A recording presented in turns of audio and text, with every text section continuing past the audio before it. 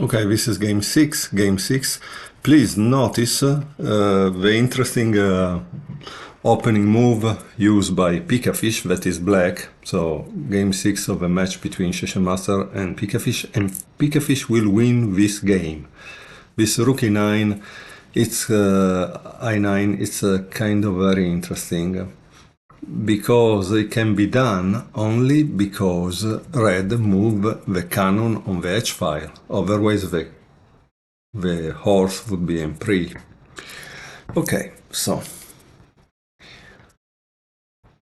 And I find interesting that some of these openings, they seem interesting because try to deviate from the central cannon, but at the same time, I don't know. Like in this case, at a certain point you have to put your central cannon in the center, so you have wasted one move.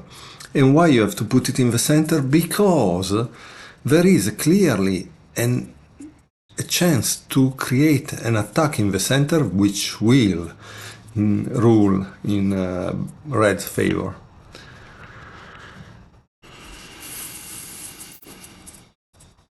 Notice that now black can still not put the rook on e6 because the cannon on c3 could go on e3.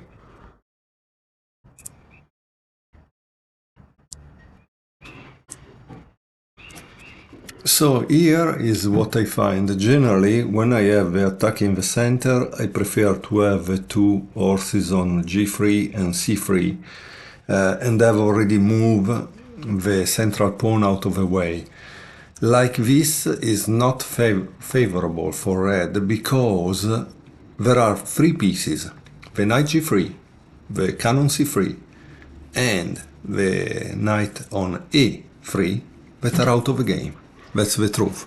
So how is red gonna win this game? It doesn't make any sense, right? If he cannot bring the forces into the game.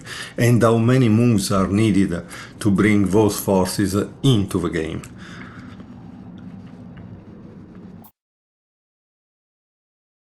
And here we see.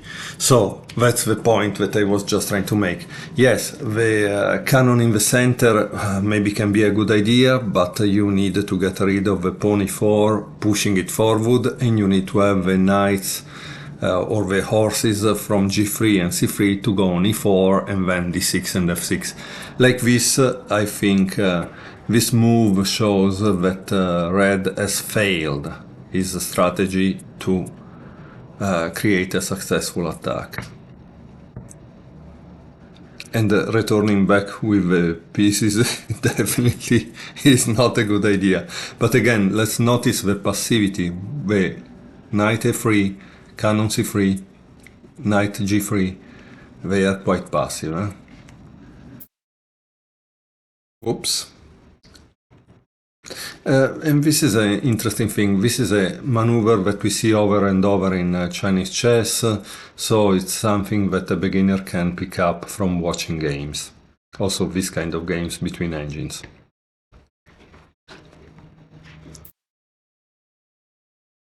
This is also a good idea, because this is a way that red found in order to try to develop that knight. But unfortunately, it's not really working. As we can see, black's pieces are more active, more developed, more forward in the enemy position. So already from this point we can understand that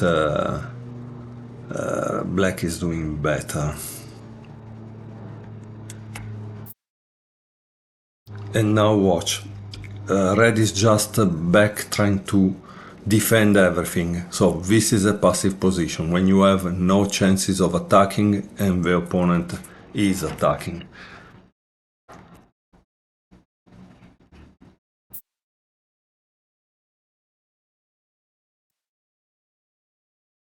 I find some of the sacrifices of soldiers or pawn made by engines quite interesting.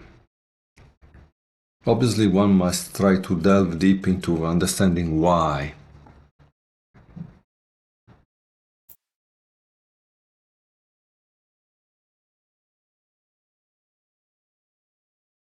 Oh, and this is also a typical move that we can see often when there is a minister or advisor on e2 or e9, that the cannon becomes also a controller of a rank.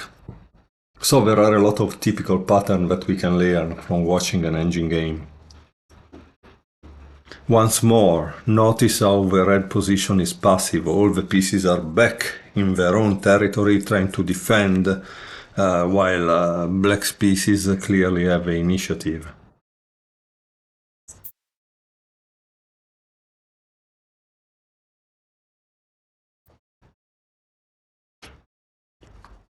And when a pawn advances like that, it's really becoming a problem. Huh?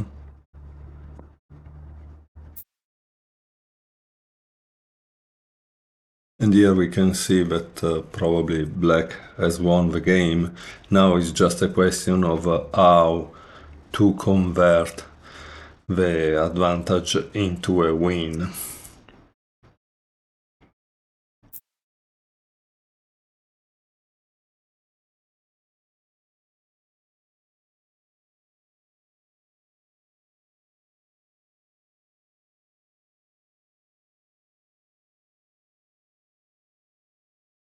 Obviously, when playing against a computer, one must be very precise, and this is what Pikafish is able to be. And so then we can learn also the technique from the engine.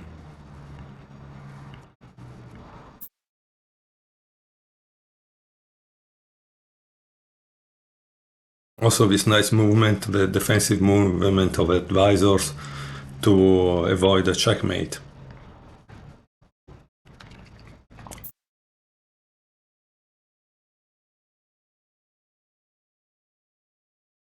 And notice, this also is a typical pin that we must remember. So this move doesn't really defend the other elephant because it's pinned that elephant, the elephant on c10. But the thing is that black didn't do it for that. He did it for having the cannon in the back rank that defends the elephant. So that's the interesting part, I think.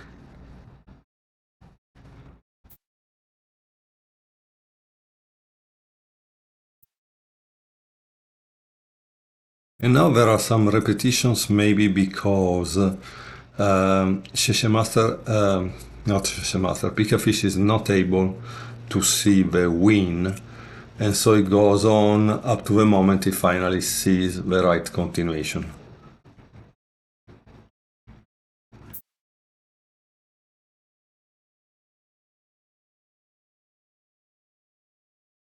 And here the game is over. So 81 moves compared to the previous game that was just 34.